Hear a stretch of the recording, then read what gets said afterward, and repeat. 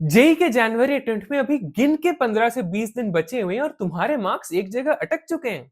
चिंता मत करो, ये तुम्हारे जेई जर्नी का लास्ट पड़ाव है और मेरे कम्युनिटी के ज्यादातर बच्चों का भी यही डाउट था। Welcome to the gen JEE channel and this is your mentor Agnik from IIT Delhi. तो यार 3 साल पहले मैं भी सेम सिचुएशन में था जहां मेरे मार्क्स 100 से 120 में अटक चुके थे, लेकिन लास्ट के एक महीने में मैंने कुछ चेंजेस करे जहां मेरे मार्क्स 200 तक बूस्ट हो गए और फाइनली मैंने अपने जेई मेंस में 99 परसेंटाइल के साथ फिनिश करी। तो ऐसी कौन सी वो चीजें जो इस लास्ट के क्रूशियल टाइम में तुम्हारे लिए गेम चेंजर साबित हो सकती है, पूरी वीडियो उसी के बारे में है, अब आगे सुनो।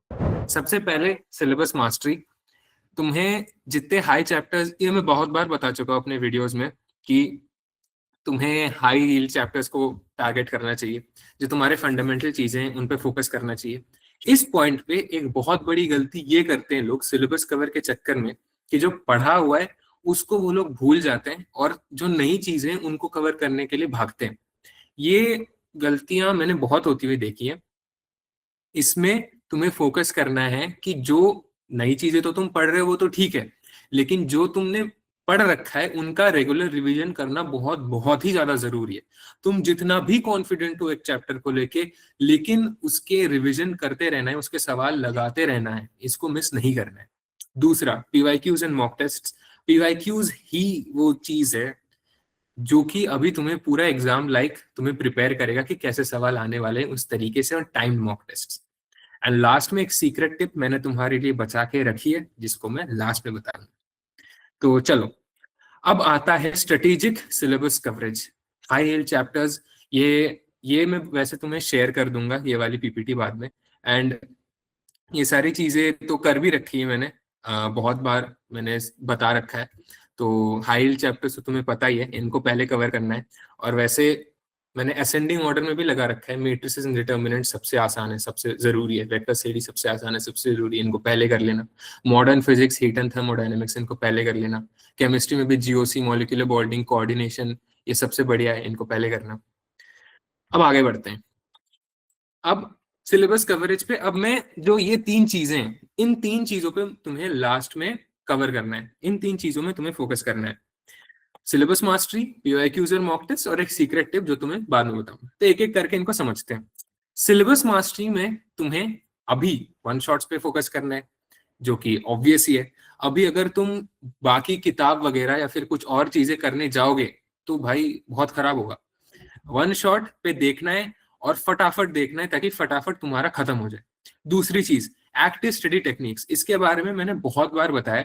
एक्टिव स्टडी टेक्निक में तुम क्या करते हो, लेक्चर अगर तुम देखने बैठोगे तो वन शॉट जनरली 5-6 घंटे का होता है।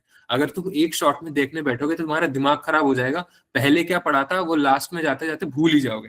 तो उसके लिए बहुत ज्यादा जरूरी है कि every 30 minutes you stop the lecture, जब 2-3 टॉपिक्स कवर हो जाए फिर रुको और दिमाग में रिकॉल करो कि क्या पढ़ाया था, क्या मैंने अभी अभी पढ़ा। अगर टाइम मिले तो तुम, मतलब टाइम मिले तो क्या तुम्हें करना ही चाहिए कि एक ब्लैंक पेपर ले लो। आई डोंट नो तुम निशान जिंदल भैया को देखते हो गया नहीं, बट वो एक, मैं तो अपने टाइम में देखता था। तो वो एक पूरा कागज टेस्ट के बारे में बताते थे। तो आई फील कि वो चीज बहुत ज्यादा यूजफुल है।